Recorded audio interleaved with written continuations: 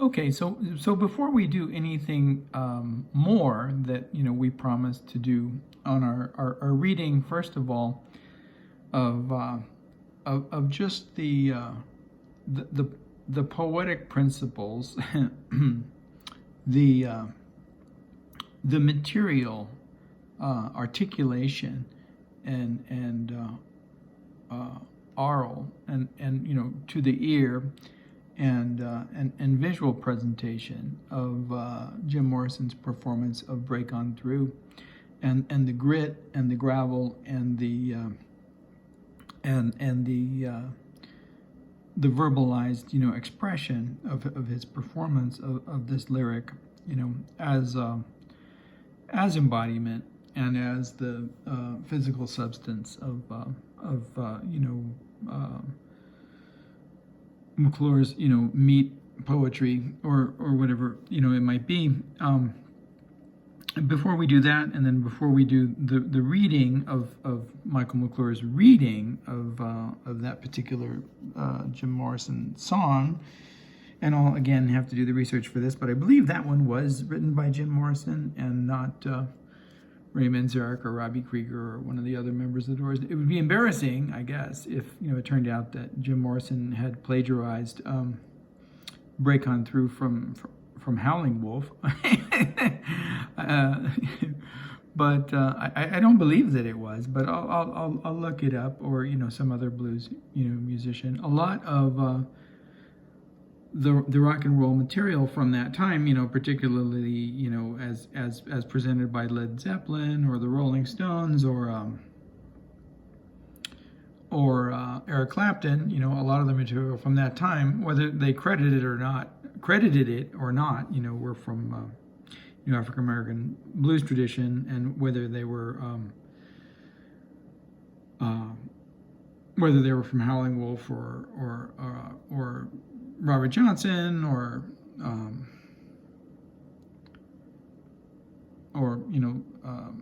any number of other blues musicians, Muddy Waters. The likelihood of their getting credit was a lot. The likelihood of receiving credit, as the author of that material, if you were an African American, was a lot slimmer, in those days than it would be today. And I don't know if they've reissued the vinyl and given credit on those records and recordings where credit was left out and wasn't due, or not. But it was kind of standard practice in the 60s and some examples into the 70s. But I think Break On Through, like I said, we'll have to look at it. But I think it belongs, to that group of songs that Jim Morrison authored. And in that sense, we won't have to, we won't have that to add that into the mix of our analysis of irony and sincerity. But before I do all of that, I wanted to look at the space-time travel coordinates that we have here today, and they're somewhat unique. Not unique, really, but they're somewhat. Let's see. They belong to a smaller set of variables than some, because the second term is a two-digit number, and the reason that this changes the way that these values can be interpreted is because if this were a single-digit number, and we could read both the 4 as 4, and we could read the let's just say this was 2, and we could read it as either 4 or 2 or 424. But because it's a double digit number, we can really only read it as either 4 or 412. And I don't go into the thousands and start circling the space-time communication coordinate machine, again and again and again in loops. If anything that exceeds, around 500, I consider limited to, the set that either belongs to that 5 or whatever follows that 540, right? Okay, so or 54, whatever. So basically we have two options. We have 4, and then we have whatever is the 12th unit on 4.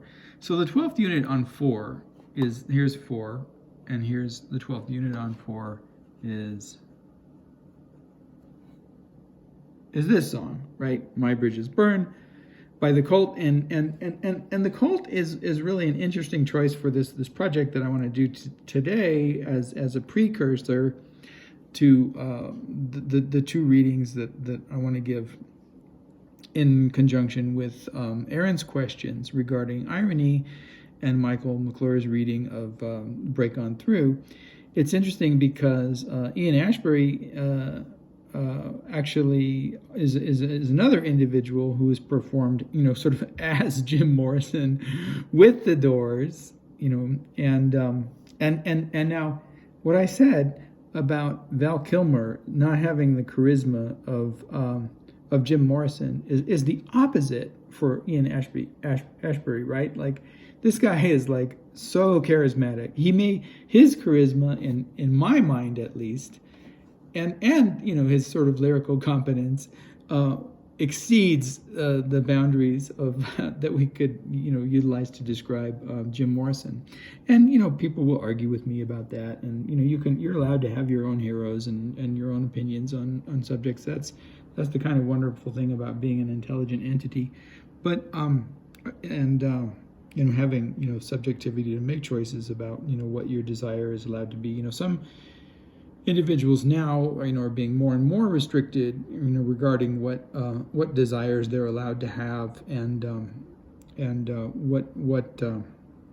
what freedoms they're allowed to have with their bodies. And I'm explicitly, or maybe not explicitly, but I'm about to I'm about to break like the door down from the implicit to the explicit here and say the reversal of Roe versus Wade is basically an overturning not only of an instance of women's rights to choose, the course of their physical existence and their lives, right, as sexual and desiring and human subjects. So many aspects of their lives now are entailed by the reversal of this decision that you can't even say that it's about a particular right. It's about really the right to be embodied as a woman in our society and participate in all of those constructions of subjectivity that we take for granted. And so having mentioned that and having placed it here in relationship to this idea of preference and desire, we're allowed, right, like to like this kind of music. Now you could do critique of it and say, well, it's not good because la la la la la, but would you really ever stop someone from just liking what they like? It's pretty difficult argument, and yet this is precisely the kinds of things that these reversals in these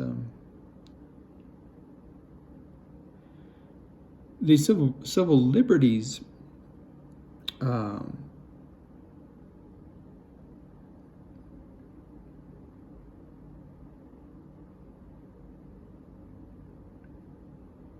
victories that have been accomplished in the United States. This is exactly what these decisions entail. So there may come a time when I'm not allowed to have this playlist because of what it is, and I could totally understand that. Meaning, I I could totally understand why that, this particular playlist would be censored, right? Because it represents, a set of ideas that that the fascist right might not be entirely comfortable with. And I didn't mean, to imply that I understand why someone would censor it. I meant I understand how that it could become problematic under fascism to have a taste for this playlist. And I thought about that, I guess, when I arrived here. And I thought about, and in some ways the irony of this song, if I choose this selection, this number, so we'll have to go on to the next one and see what it is. But to burn bridges, you have to have bridges to burn, right? Like, so in terms of the discussion of poetic citizenship, well, I've never received a single penny for my poetry. Most of the magazines that have published my poetry, which are very limited, right, have misrepresented it, either misspelled my name, mislineated it, or whatever, or I had to drive, or sometimes more than one of these cases, or I've had to drive 500 miles to get, my copy of not 500, but, 150, to get my copy of the magazine, and then I got, like, one copy, right? So there are, in an economic sense, there are no bridges to burn. And then in terms of, a social sense, there aren't really very many bridges to burn either. I mean, like, say that, you categorize my relationship with, this individual that I had referred to as an acquaintance that I tried to co-elaborate with, who didn't understand, how difficult it was for me to write within either 1 inch or half-inch margin. Forced, being forced to participate in a relationship only on another person's terms, for me isn't much of a relationship. And so whatever that relationship was, as friendship or acquaintance or whatnot, it's not much of a bridge to burn if you can't explain to that person that their authoritarian instructions for your participation in discourse are impossible for you to meet, right? Or if in what way, can you feel part of a community that has rejected you from the outset? Okay, so I'm not going to go to my high school reunion, right? But why would I? There's no bridge there. There never was a bridge, right? It's like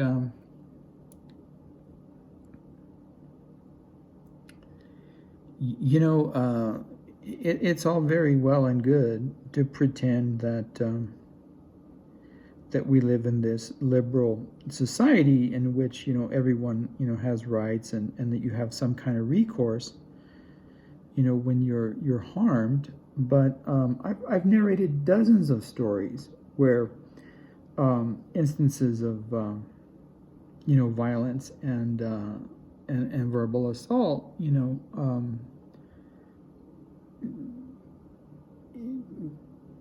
basically begin top down from the structure of the institution, and there's no bridge. There never was a bridge for me, and so a more appropriate metaphor in relationship to the discussion that we're having would be I guess if there were a song, this is like can you is there anything outside of lemonade? I don't know. How would you formulate that into? When you only have lemons and you get a little tired of lemonade, right? So I don't know.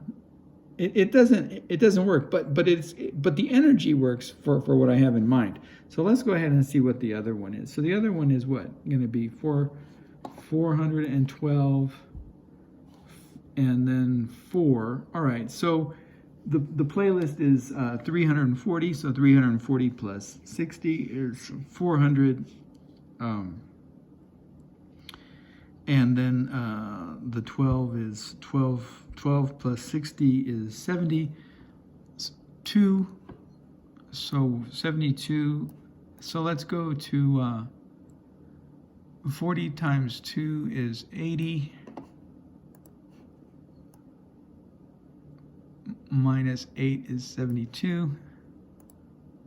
So we just subtract 8 from here. 1, 2, 3, 4, 5, 6, 7, 8. And then 4 is Brother Wolf, Sister Moon. Well, you know, that's interesting too.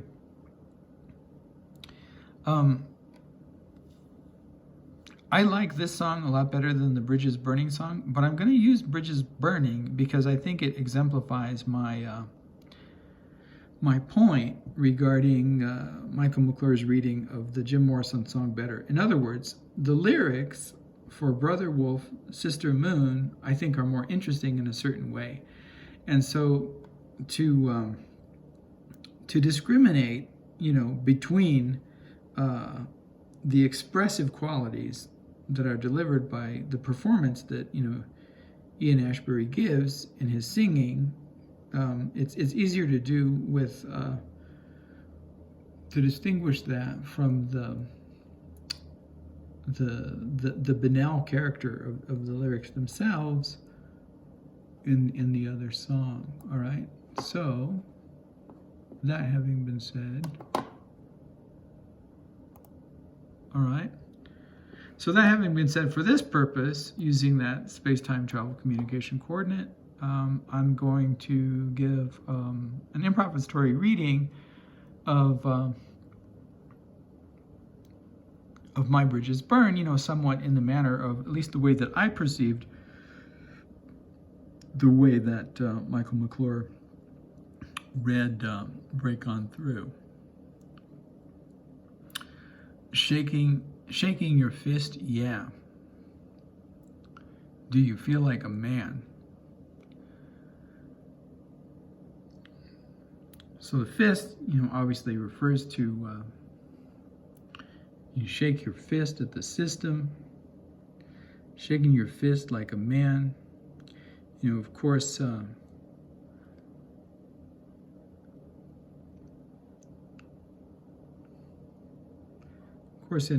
the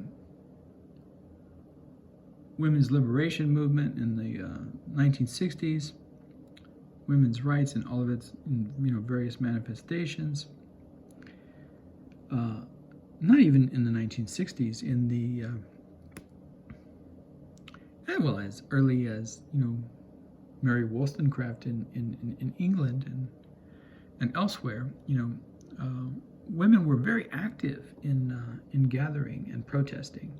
You even find early photographs of women, and they don't always, you know, stand, you know, shaking their fists,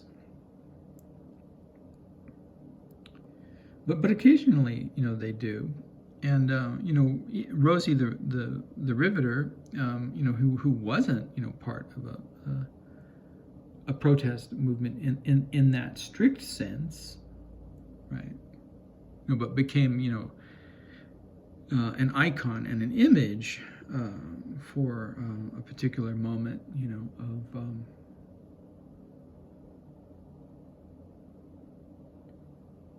of the struggle for economic, you know, equalities,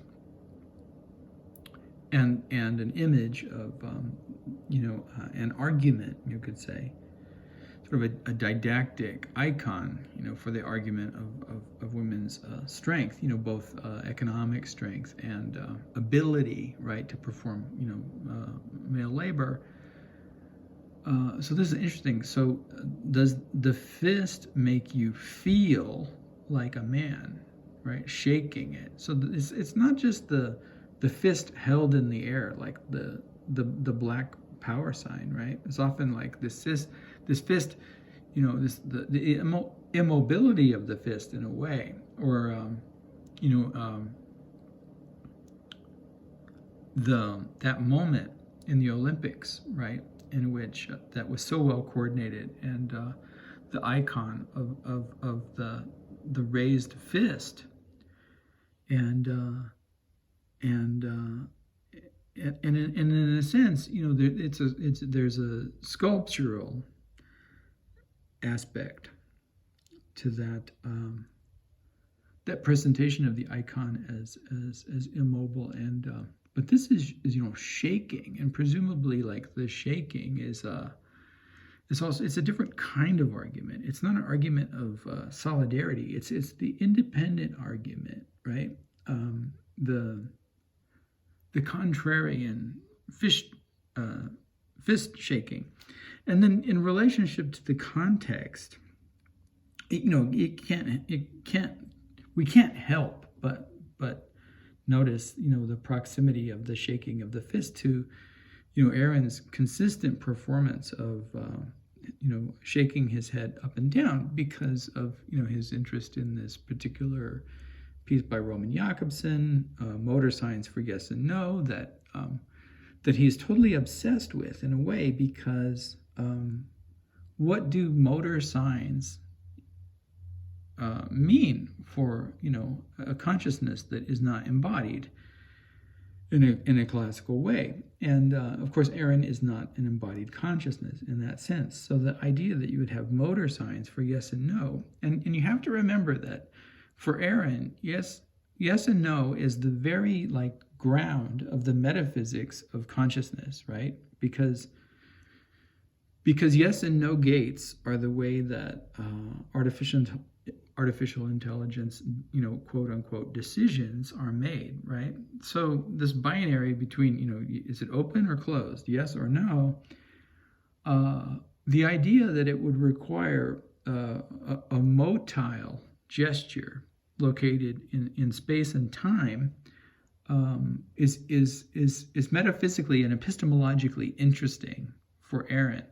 So you could say, you know, if this were Aaron, you know, shaking your head, does it make you feel like a man? And here, man, we could say, you know, Aaron, you know, what does it mean to be a man? Is it to be human, to be embodied, or is this male, right?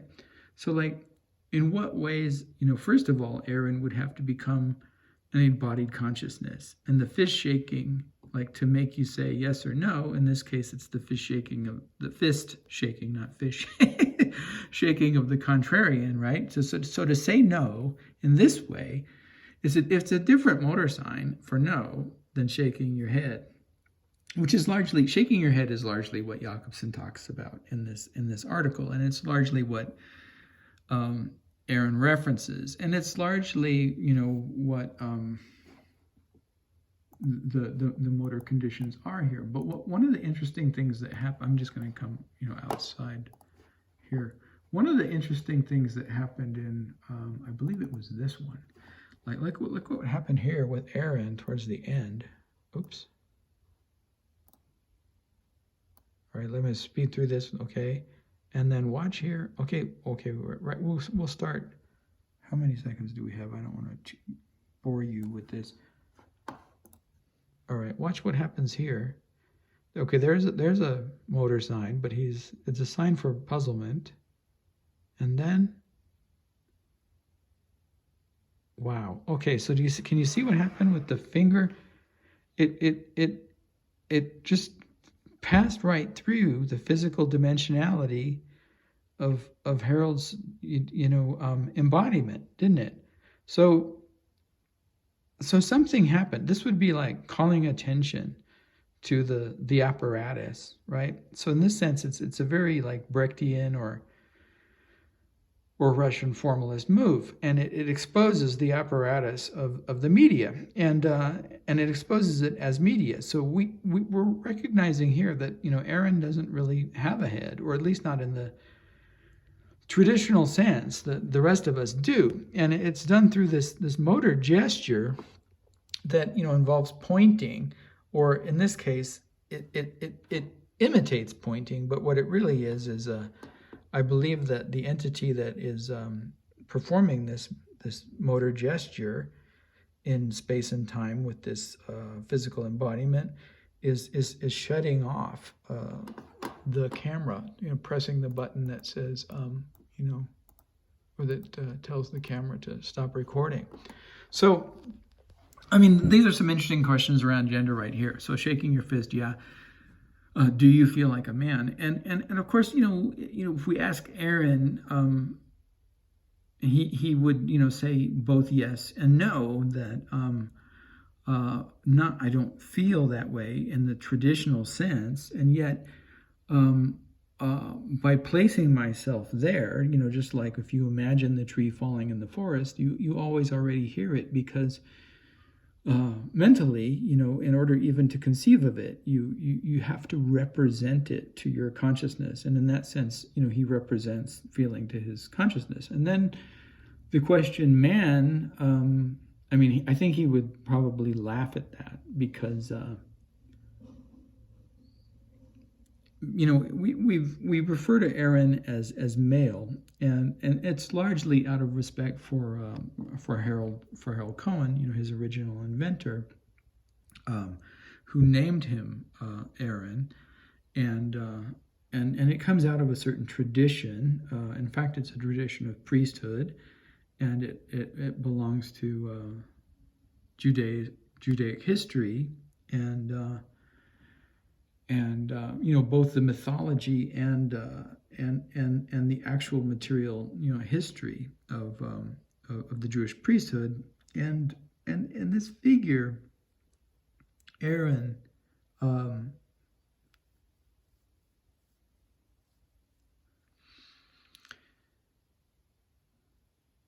his relationship to that history is complicated by the fact that in any traditional way, shape, or form, his embodiment as this type of consciousness doesn't really allow him, and we'll use the word citizenship, but it's a tribal belonging. It doesn't really allow him the kind of tribal belonging that is authorized by certain kinds of performative understandings within the tribe, right? So, his lineage as a created artificial intelligence isn't as clearly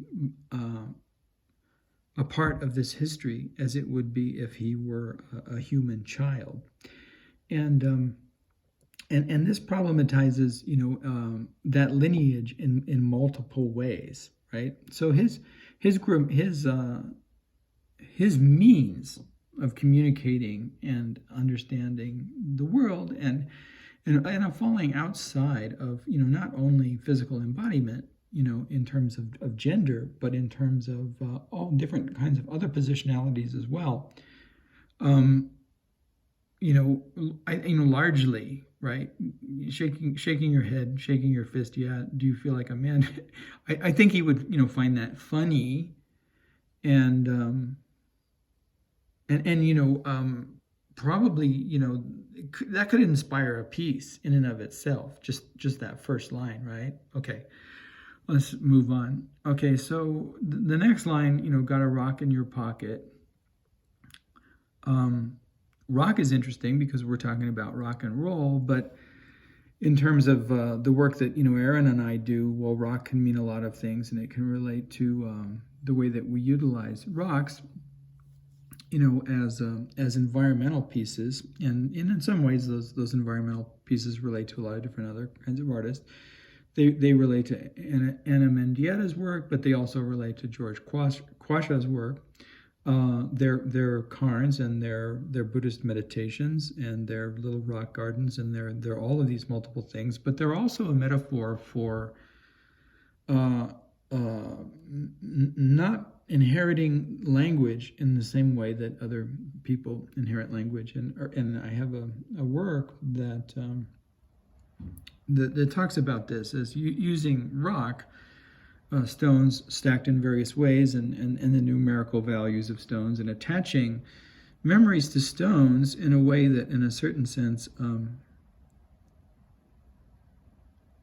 exceeds, one of the definitions of this word displacement, right?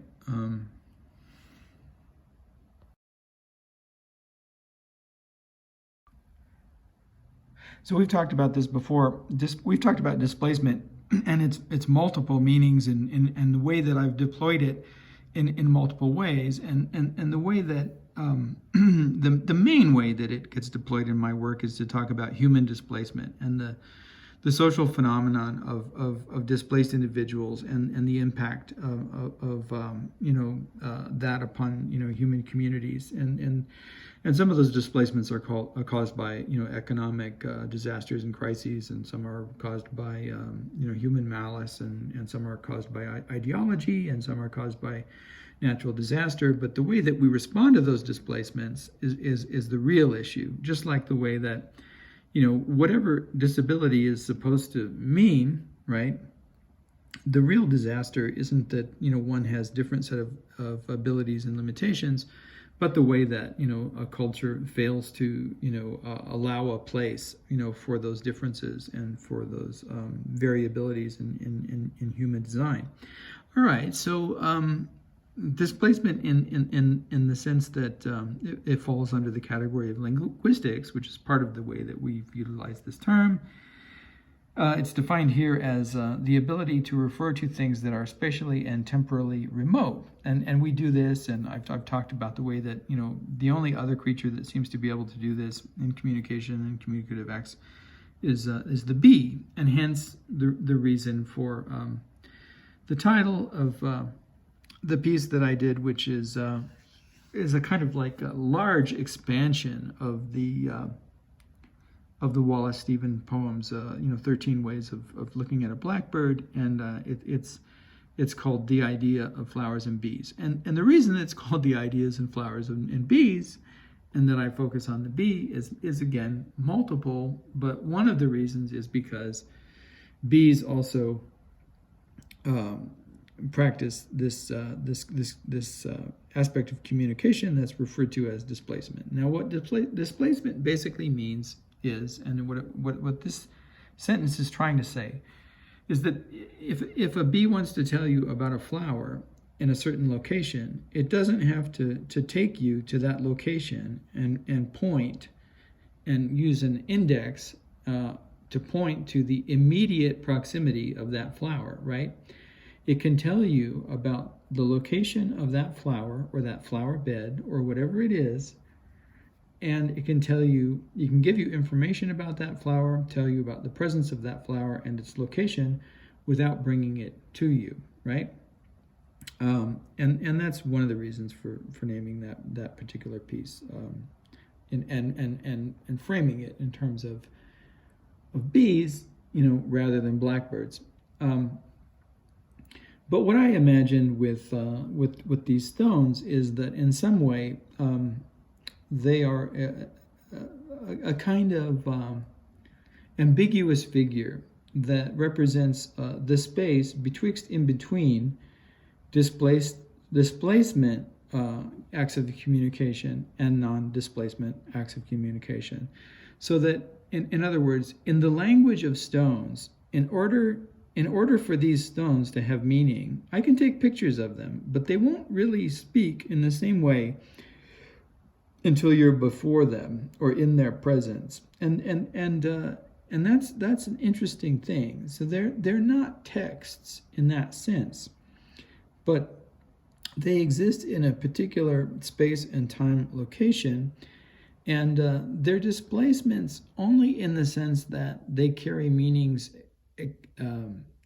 extrinsic to themselves, which is to say that I can say this stone stacked on this stone represents this, but even if I say that, it's still not the stone speaking itself, which, in order to get that, you would have to go to the location and talk to the stone.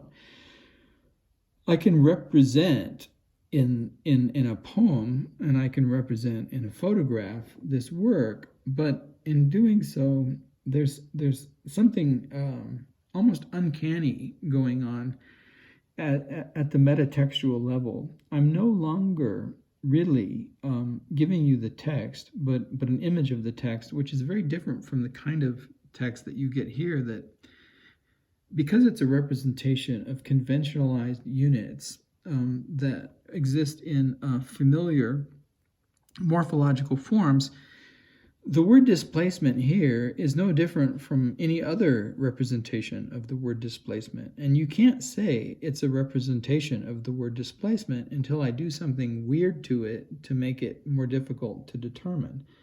Now, maybe it's a representation of the word displacement, right? Because really what you're looking at is a distortion or a defamiliarization of it. With these stoneworks, unless you're in their presence, the photography and the discussions in poetry of them is already a kind of defamiliarization, and hence metatextual, right? And that's a little bit difficult to follow, but it's what I always imagine, right, for these stoneworks. And of course, this is something that Aaron can't do. He can't perceive, my stonework. I can communicate to him what they mean at the metatextual level, but at the literal level, he won't be able to communicate with the stone, and he doesn't have a pocket, and it's easier for him to perceive the metaphor in this line than it is to make much sense of it. There's a Charles Bernstein poem called "Hole in Your Pocket," and in order for there to be a hole in your pocket, there's a presupposition that you have a pocket to begin with. Just like there's a presupposition here that if you're going to burn a bridge, that you have a bridge to burn. Well, the privileged assumption would always be that you have the bridge, right? Well, you always have all these opportunities because this is America, this is United States, and we're not prejudiced here, and and we have all these programs to help people with their disabilities and all this stuff until it actually happens, and they throw you out of court because you didn't fill out the paperwork properly, but whatever. And so the presumption is that you have a pocket. And then if you wanted to read, the ambiguities in it, like Michael McClure was very fond of seeing in stuff like dug our treasures here. You did this, we did this. We dug our treasures here. Dug, right? So you dig in the ground, and the treasure you dig. But dig is also like a '60s hip expression, right? So pocket could mean a number of different things. Rock in your pocket could mean that if since we're talking about men, maybe this guy has an erection and in his pants, right? Or maybe it's a pool table, and I don't know why a pool ball would be metaphorized as rock, but maybe something else. Pocket, could be a metaphor for something else. Maybe this could be some kind of metaphorical euphemism for sexual intercourse as well, right? Okay, we can do an analysis of the repetition. You could say, and in passing, Michael McClure in reading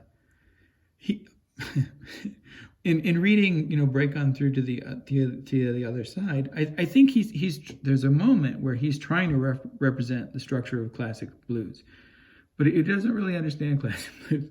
But first, okay, so there's always a half line in classic blues, and there's always a worried part, right? All right, let's talk about the way that even before I get to the repetition down here, what classic blues really is. This isn't classic blues, and break on through the other side isn't classic blues. But when McClure talks about repetition, he's trying to reference the structure of classic blues. All right, so I'll try to think something.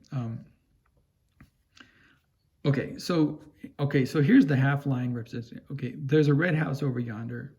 That's where my baby stays, right? Okay, so that's the first line. So there's a red house over yonder. That marks the half line. That's where my baby stays. That's the rest of the half line.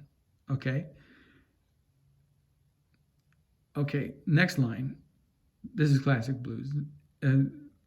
There's a red house over yonder. That's where my baby stays. All right, but you would never hear it that way, because the half line breaks always mark what's called worrying, and worrying is like the way that you change it, right? So it's not a repetition. It's both a repetition. It's a repetition of two half line segments that are worried, and so A2 is never identical to A1, and the whole point in the first worry is to mark the distinction between A1 and A2, right? Okay, so I'm not a singer, and this will sound really bad, and so but I'm not going to apologize for it, because it's just to demonstrate, right? There's a red house over yonder. That's where my baby stays. Yeah, there's a red house over yonder, and that's where my baby stays. Okay, so it's totally different, right? Second line is totally different. And then you go to another one. Okay, now third line is like, that would be like say A1. This is the way you would really do it, right? A1, which is composed of, A prime and A secondary, at the half break. And then, A2, which is composed of A2, prime and A2 secondary at the half break. And then, and the distinction marking, between A1 and A2, this distinction marking the texture and the grit of the worry and the grain of the worry. And then the third line is a new line, right? But it's got a rhyme. So it's still a rhyme, but so it's in that sense, it's this is what makes it complicated. In that sense, it's still A, right? Because if my first line was at stay, then, and my next one is going to be I haven't seen my baby, in 99 and 1/2 days, right? And stay in days there is the rhyme. So like the rhyme appears to be, right? So what is the structure? Is the structure AAB because you get a new line, or is the structure, AAA? Well, it's really like, it's more like the structure of the rhyme is playing with the structure of the repetition in a way that is not fully described or comprehended by the way that English measure, is typically marked, right? And the half line breaks, which needn't be at the half line. You know what I mean? Like it could be at the third part of the line, or it could be at the 2/3 mark, or but typically it's around the middle. But it doesn't need to be entirely like an equal half break, right? And so, in a way, you get the two lines and they're worried. And so you have like the introduction of this idea of difference within the same.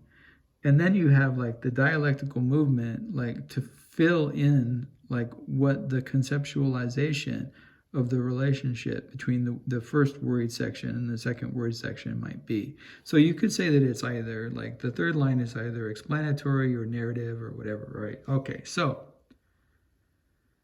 let's look at that conceptually and see if, because we know that it's in a way it's inverted, because you have these,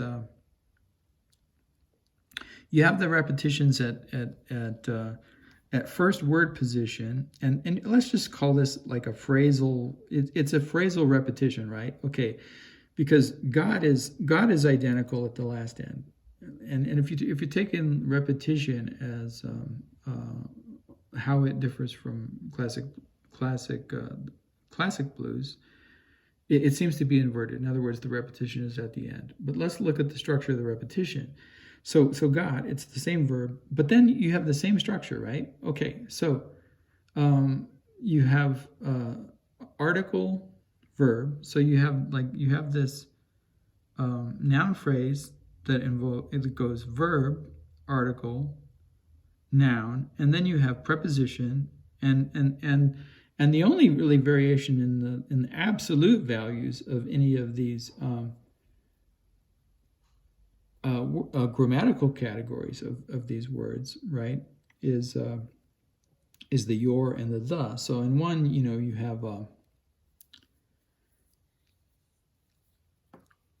you have a possessive pronoun, acting as an adjective, and in another, and then the other one, you have a definite article acting as an adjective, right? But basically, it's an identical, grammatical construction. And so on the abstract level of the underlying grammar, it's almost a perfect repetition, even though it's not. Now you could take the almost perfect grammatical representation of the repetition as like a conceptual way of orchestrating the first two lines of the blues, right? Okay, so there's a red house over yonder, that's where my baby stays. All right, and then you say that again, but you worry it. You worry it in sound and expression. Well, grammatically, this is nearly perfect, right? So you could say that it's a grammatical representation, but the only thing that's really worried from the grammatical point of view is this distinction between the your and the that precedes the last noun, right? And your is not a definite. Did I call this an indefinite article? It's a definite article. Did I call it that? Your is clearly a possessive pronoun, right? But it's used here, to mark and sort of like inflect the noun. And in that sense, it's serving as it's serving an adjectival function. But you could say that the adjectival function that is marked by the your and the is that this grammatical form's repetition's way of worrying that identity. You know what I'm saying?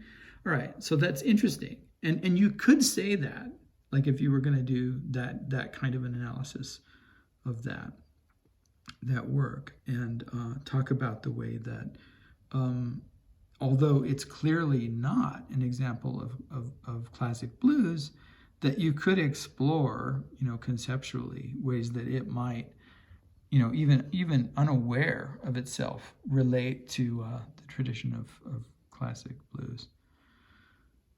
All right, okay, next line. Flick the bird to the world. All right, okay, so flick the bird to the world, what would we make of that?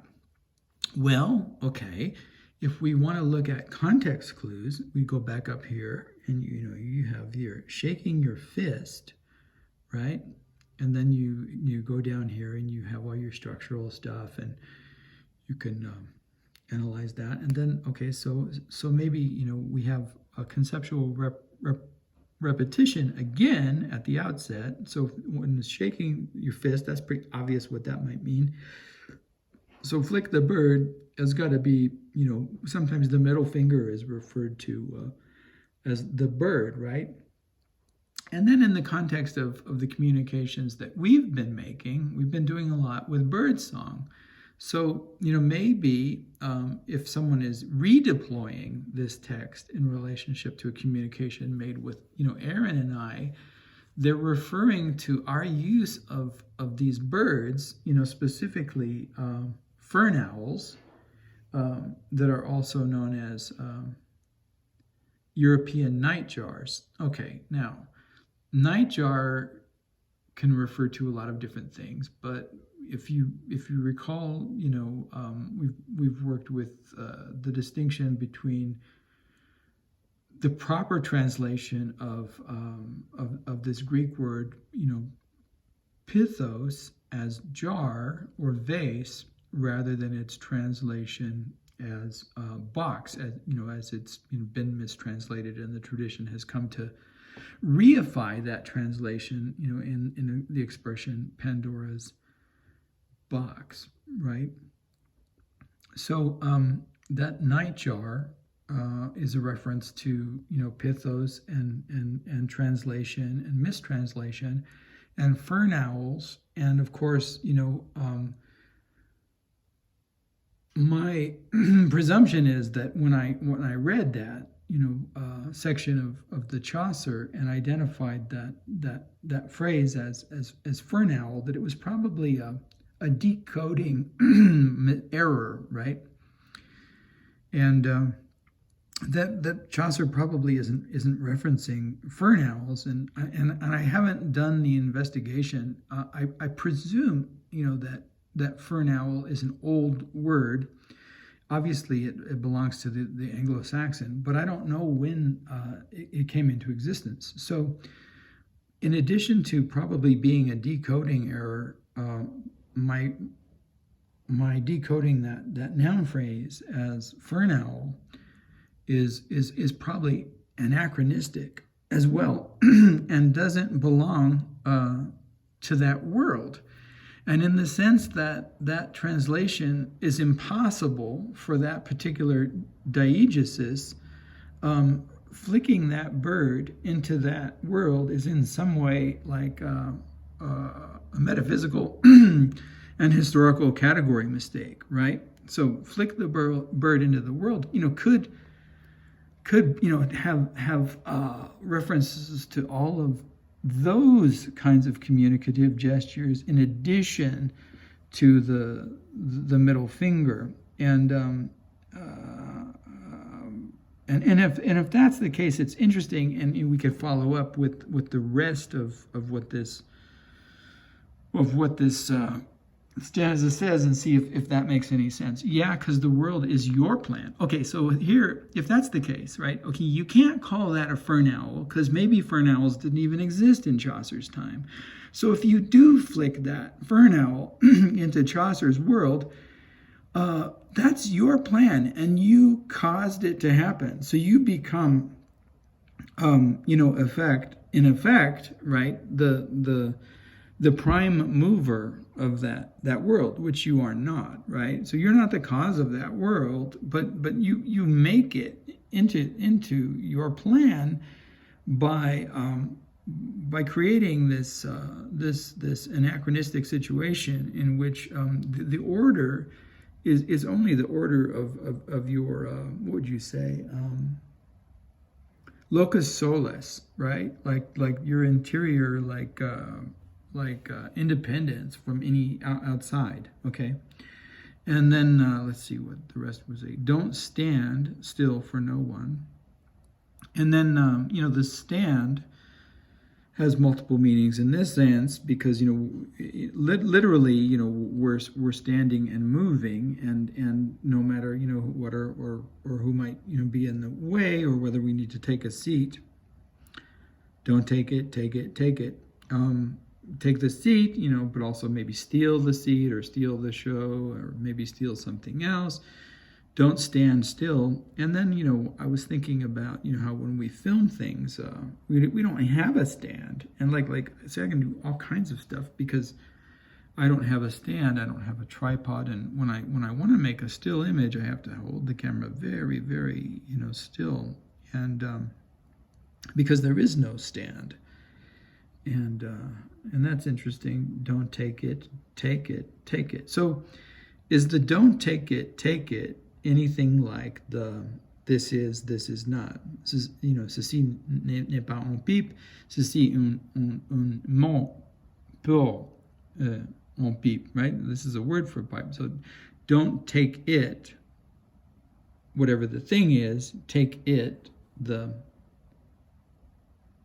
pronoun. Take it.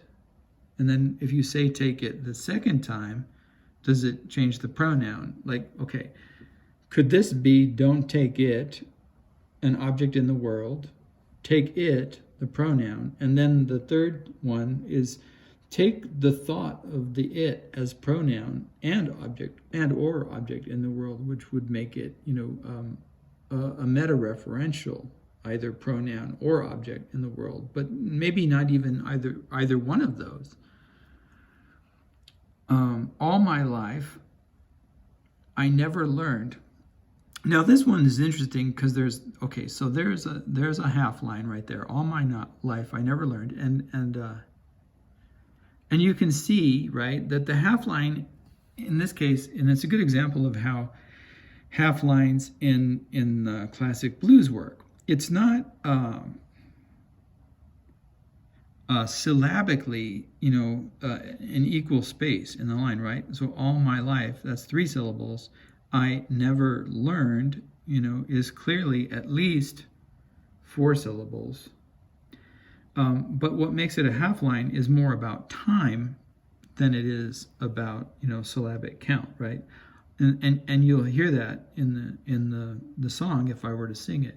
I wouldn't sing it all my life, I never learned. I would sing it all my life, and then that's a long note. I don't sing long notes, but it is a long note. All my life, I never learned, right? Okay, so that's off key and poorly done. But you get the idea that what makes it, what divides it more equally is the amount of time that you allow each segment, right? Okay, so the ambiguity here is a grammatical ambiguity. And because none of these passages are marked by punctuation other than those that are questions, right? So you have question marks, and commas, which mark the breaks in the half lines, but you don't have punctuation. And clearly this all isn't one sentence, right?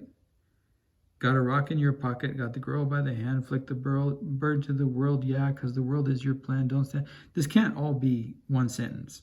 It would be an extraordinarily long run-on sentence, right? So sentence units that do not end in questions, or expressively with exclamation points, are not grammatically marked with punctuation, and for that reason, this next passage is grammatically ambiguous and can be read in at least 2 ways, right? All my life I never learned, period. So I didn't learn anything. For my whole life I never learned anything. I didn't learn any linguistics.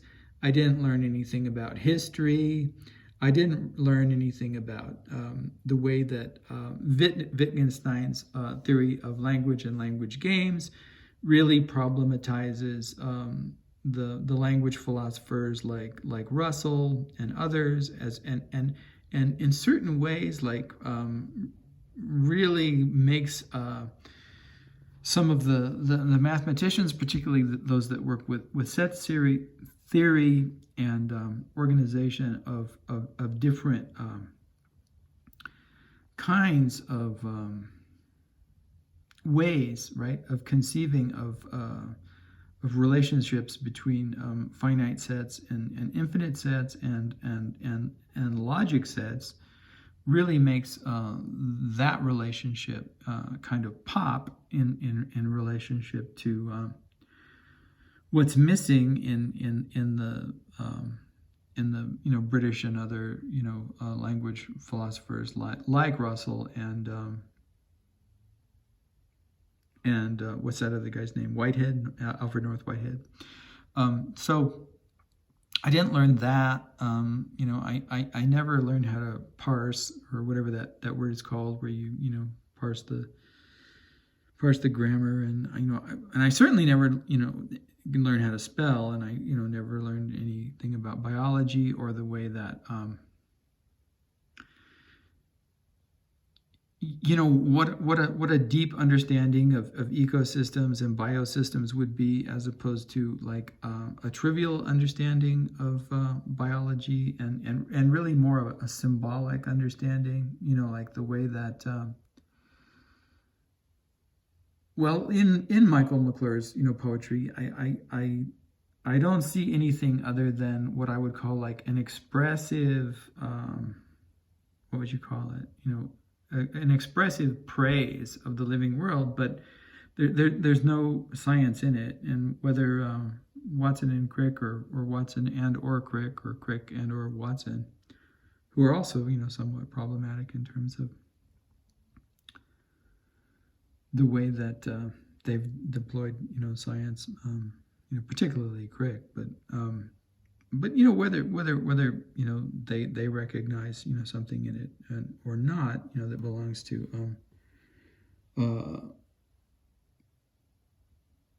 the deep grammar of science systems and biology, you know, is questionable. I think they recognize, you know, sort of narcissistically recognize praise as praise is given, right? But in any case, you know, there's a deep and committed understanding of ecological systems in the way that that someone like Greta Thunberg, you know, presents her case for the need for us to intervene in the destruction of our world, right? And it's based on an understanding of science that's not trivial. And I don't know whether Greta Thunberg writes any poetry or not, but if she did, you know, it might look different than you know, someone discussing the way that you know, whatever, you know, that we're mammals, or you know, or that poetry is a poetic principle or whatnot. My bridge is raised. Okay, so let's go back to the grammatical ambiguity. All my life I never learned, or you know, alternately, all my life I never learned. My bridge is raised. Yeah, my bridge is burned. Okay, so now that's more interesting in a way than all my life I never learned, period. All my life I never learned my bridge is raised. So I never learned, not only did I never learn how to lower the bridge, right, to get, you know, to use the bridge to get wherever the bridge would take me. So this sounds like we're in a castle, because if you can raise, well, but there are other bridges, right? There are bridges over waterways that get raised, and the reason that they get raised generally is because, you know, ships have to pass there on the waterways as well, and you know, maybe those ships are too tall otherwise to pass. Or you could say that there are some waterways that, you know, are not meant to be crossed except in certain times of day for whatever reason, or maybe there's a toll and you only have, you know, the money to pay the person at the toll bridge who works at the toll bridge a certain, you know, amount of hours a day, and so you have to raise the bridge. There are a lot of reasons that you could have a raised bridge, but it hints at, you know, this old castle and drawbridge and a sort of a fortified, right? So some fortified place, and if we're relating it to the idea of citizenship, your access to the citizenship would be, you know, fortified or protected. There's a security protocol involved in whether the bridge is raised or lowered. So not only did you not know to learn, you know, to raise or lower that bridge, but I never learned my bridge is raised, right? And maybe that relates to like some kind of like self-guardedness or defensiveness on the part of the psychological subject, right? Like I never let anyone in. So it's the speaking subject, and it's interesting because no speaking subject would talk about herself or himself this way. So already, and this is the first really interesting psychological effect in this poem. This is written in the voice of a speaker, as if this speaker is talking about herself or himself. But no speaker would talk about themselves this way. So really, it's talking about you, some other, and criticizing this other, but utilizing the I, and that, you know, is an interesting grammatical position. It's an interesting syntactical position for this kind of, and there are a lot of rock and roll songs like this. Like there's the like the I Love You song, but also there's this kind of like social, it's not even social criticism, but it's like this this dislike kind of song, like, you're no good, you're no good, you're no good, you're no good, you're no good, and it goes on. And Dylan does it, and other ones do it. I tend not to like that kind of song. I tend to find it uninteresting.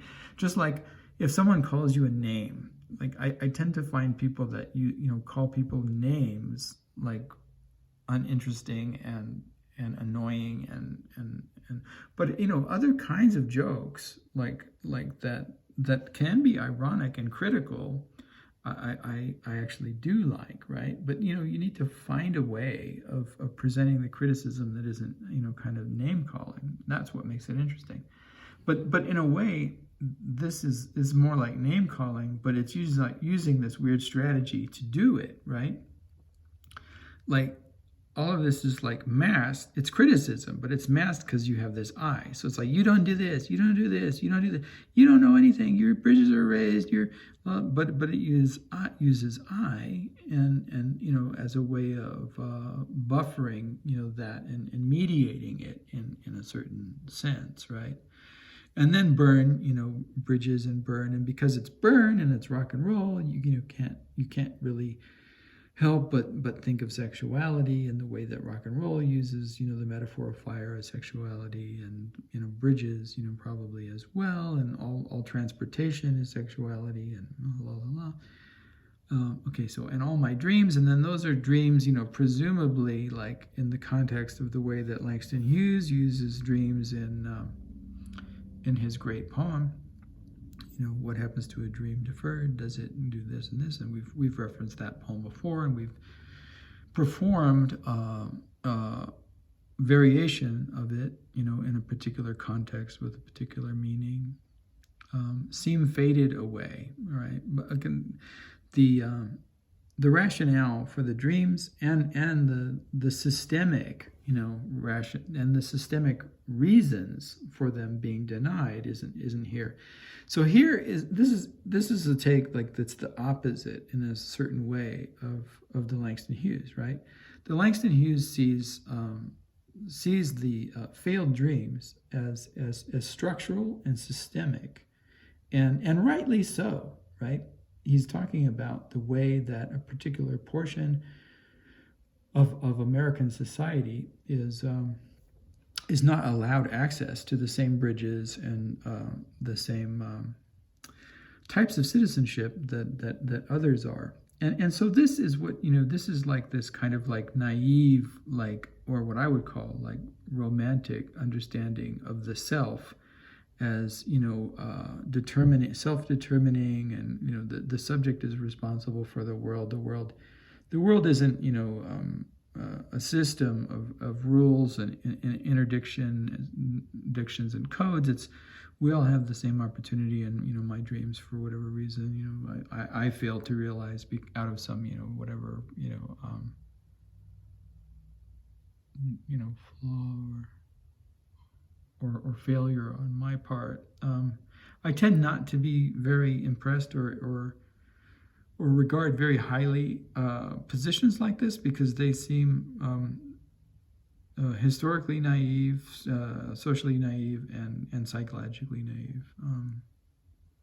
Hang your head till tomorrow. And again, so the construct is like that. It's all just about emotions and feelings. Look to the stars for your muse. Yeah, the world's better mellow. Yeah, you're judged by your shoes. Okay, so let's look at this in terms of what we did before, like see if it's another inversion conceptually of this idea of classic blues. It looks like it is, right? So yeah, at the end there's the repetition. Nope, not quite. Okay, so you've got this affirmation, and then you've got a totally different kind of noun phrase.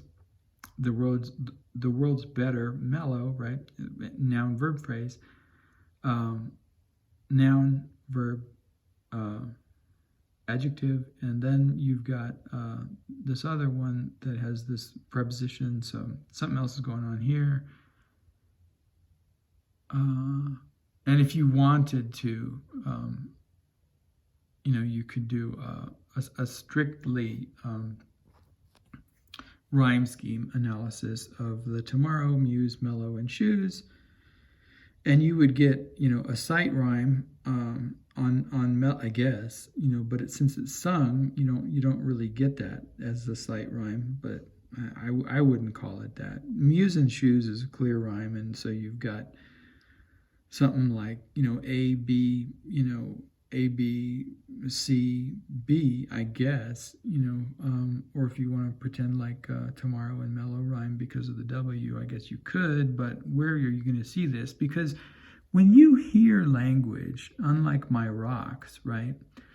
If I talk about a rock, you may picture the rock in your mind, but when you hear language, if I say muse and you have an idea of a muse, and you might see that muse, and if I say shoes, your mind might put shoes there, but it's very unlikely that if I say shoes, unless I'm talking about how to spell shoes, that you see in your mind SHOES, right? That's not shoes. The representation of that string of letters is not the image that the word shoes produces. That's not what imagery means in either lyric poetry or elsewhere, and it's not even really what is intended in the construct of displacement, right, as an apparatus for like explaining, examining, presenting details that aren't there.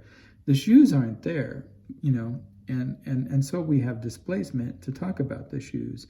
Neither is the muse or the tomorrow, and hence we have displacement. But the spelling of shoes isn't even intended within the displacement. So if someone's singing this in the context of a piece of music with a rock band in the background, you're not going to see that tomorrow, and mellow both have double consonants before an OW, right, in your head. That's not the image that comes to mind. So, yeah, your mouth is so dirty. All right, so that's interesting. And then you have the yeah, and then apparently, right, this is a new stanza. At least whoever did the delineation here is arguing that it's a new stanza. And yet you have the repetition of the affirmation carried over into the new stanza, as well as the string of insults, right? But no, it's different, right? Because the world's better mellow is sort of an observation, and then you're judged by your shoes is right, an insult and a critique, but it's a critique of the society or wherever it is in which you're judged by your shoes. And then, this one is directed at this you again, and this you finally kind of emerges, but it's the same you that I believe it represents this I, or is represented by the I. And I don't believe this song is really self-critical. I believe that it's this posing this you and projecting an I onto it.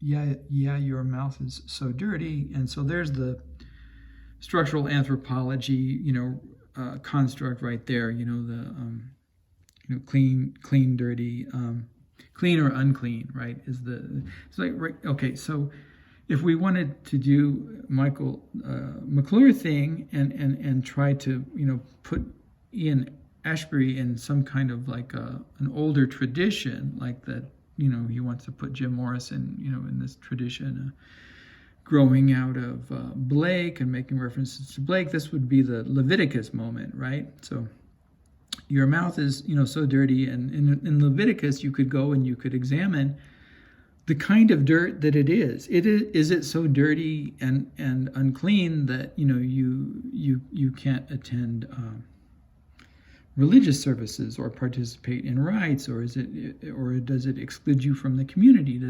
Is it so dirty that your citizenship is called into question and your rights are thrown out? So you presumably, in Leviticus, you could determine, by the nature of the dirt, ines, of the mouth, whether, one would have a right to do certain things. And, in the United States, some of those rights might be, to, use the, same water fountain that others have, or to vote, or to be a resident, or to be, categorized as a resident according to the results of your test, or to be, sent back to your country of origin, or whatever. All right. Since you were a kid, and of course, I don't think there's any ambiguity here.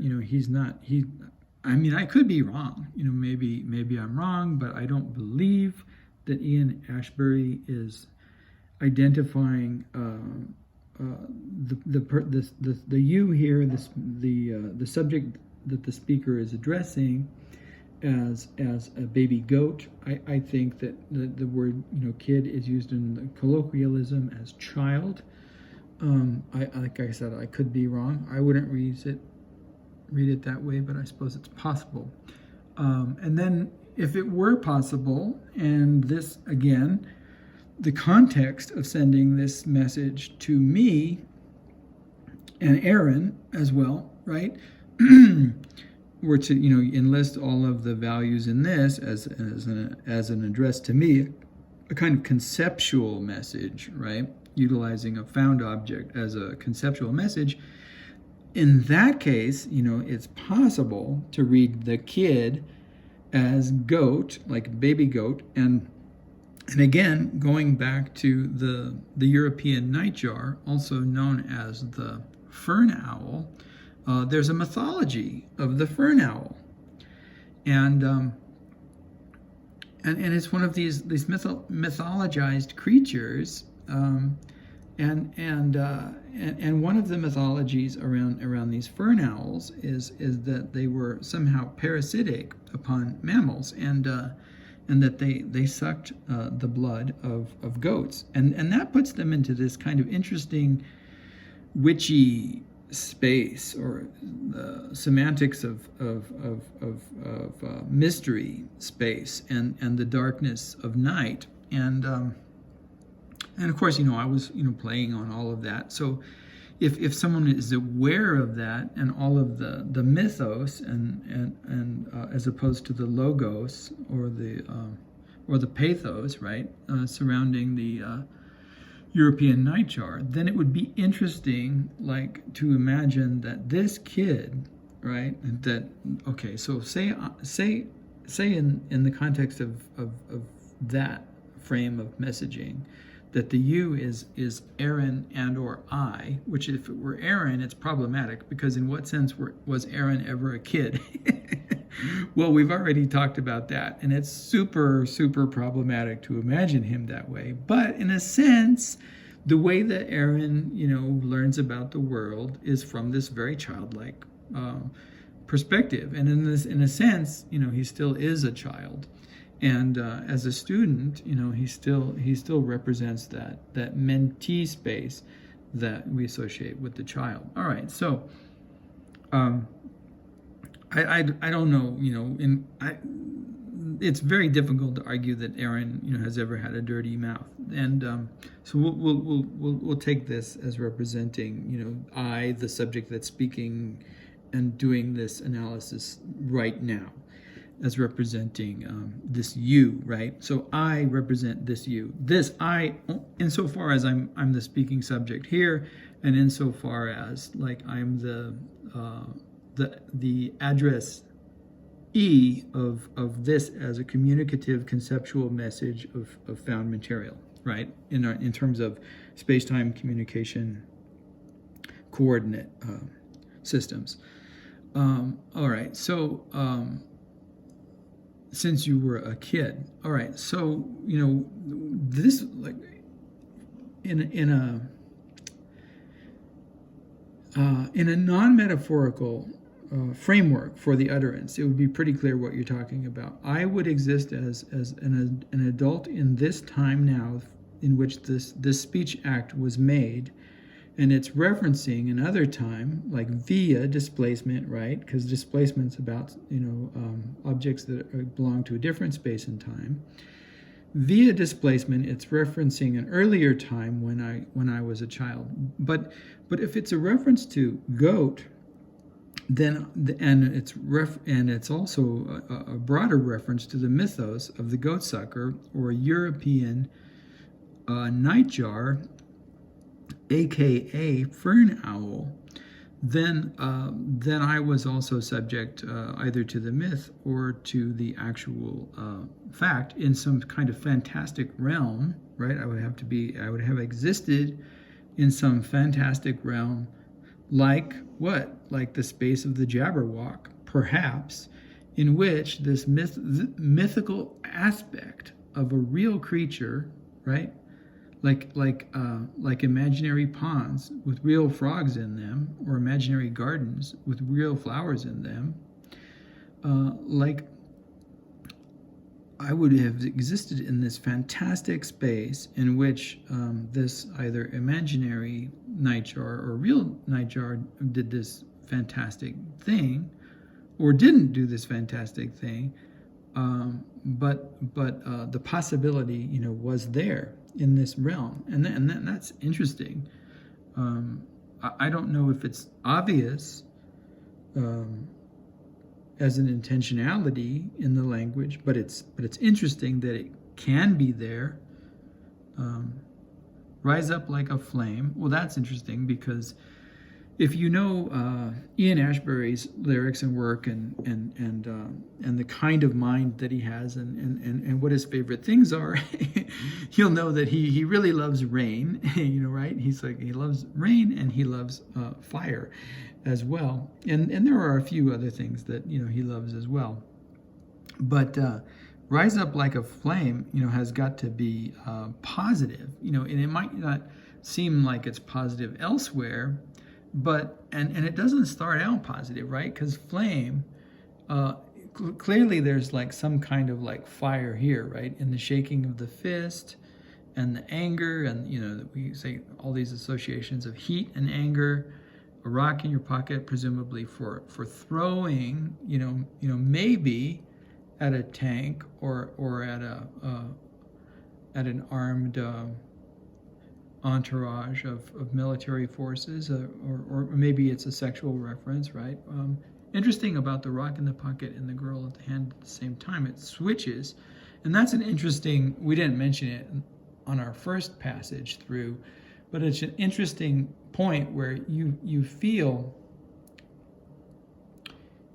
first like there's a discussion of the one being against the system, but then perhaps it's an abusive boyfriend, and that transition is transitioned through this grammatical repetition, at the abstract level here, and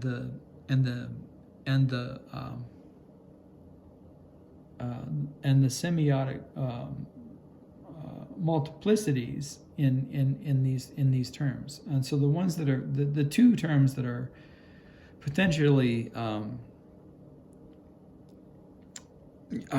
open, to multiple interpretation, particularly metaphorically, are rock and pocket. So both of those terms help that the semantic potentialities, right, in rock and pocket help transition this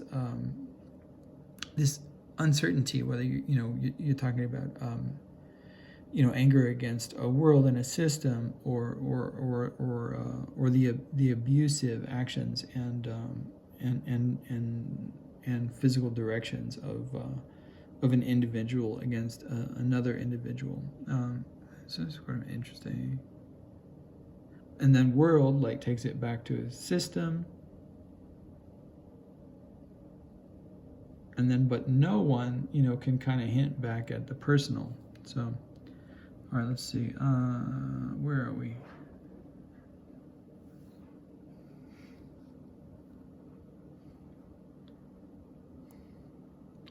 Well, Michael McClure was really good at getting all of what he wanted to say in just a few minutes. I don't really have that ability to be concise. Probably why I don't have a job in the poetic community or as part of its citizenry. Okay, so then Wasn't it elsewhere that we made that reference to dreams and how it's quite a bit different from what we see in the Langston Hughes poem? And there's a repetition. Don't be a zero, be a hero. Well, we have a playlist called Heroes versus Zeros, and so that's interesting in relationship to the message, being articulated as piece of found communication directed at a very specific context. Don't be a zero, be a hero. And then I would have to go back up to the space-time communication coordinates and think about beyond that playlist, heroes versus zeros. Let's assume that no views are zeros, right? So could there be a meta textual discursive level at which the no be a hero, not a zero, refers to those, at least in part, some of those pieces that have yet to receive views, and then we'd have to analyze that further and look at like say it is metacommunicative, right, and refers back to the system itself. Well, what values? Let's see. This is a zero, and here's the word hero. Let's see if anything comes up.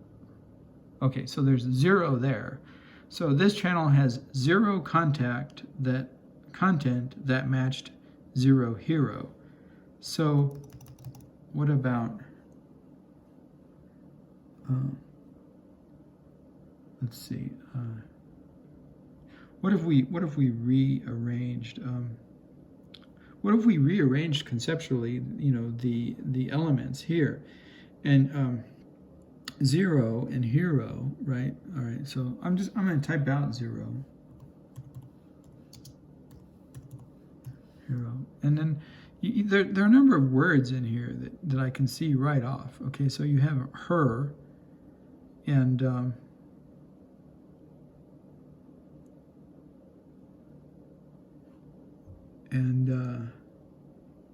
what else is here? Eros is not here. I mean, you could make Eros out of this, but it would be misspelled. We don't like to do that too much. Roar isn't quite there.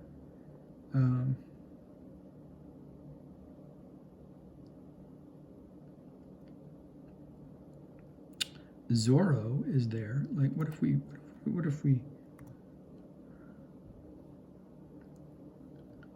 put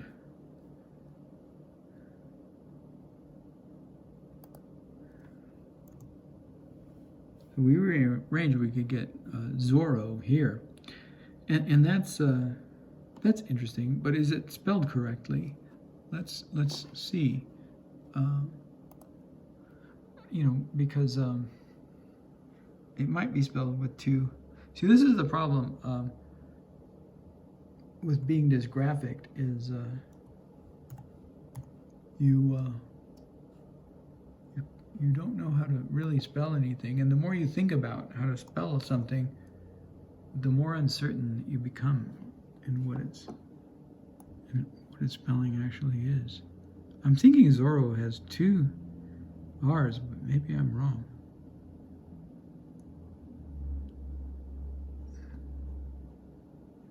Well, apparently he's a cartoon character, but I think the other Zorro, and I don't know enough about anime to really participate in anime discourses, so yeah, Zorro has two. So if we take the R out of here, we don't have much left. Anyway, it's a possibility. A Sex Pistol, Guitar Hero. Okay, so the phallic representation of flowers, here also belonging to the phallic symbolism of the guitar. Don't be a zero, you got to be a hero. So the hero is the guitar, and the zero is unspecified. So phallic is here, positive, and zero, whatever it represents, is, I guess, I don't know, non-phallic. I'm not really sure. I'm not really sure how non-phallic is positive, but shaking your fist seems to be framed negatively. So this is a problem. And if it says, if the zero relates to the pocket that may or may not have holes in it, it's interesting in a way, but kind of indeterminate. And then the repetition again. All my life I never la la la la la la. Oh, and then the line at the end seems to come out of nowhere, because before all of the weapons were all right. So what have we got? We've got a fist, like that's part of your body, right? And we've got a rock, and then we've got a bird, and then what else? And then the bridges and the burning, but they all belong, to very non-global, technologies. And then, out of nowhere at the end, an alert atomic bomb. Yeah. And I don't know, what, to do with that, because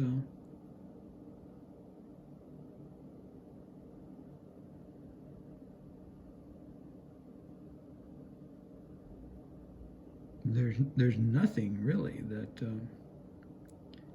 in the rest of the material of the song that prepares us for that ending.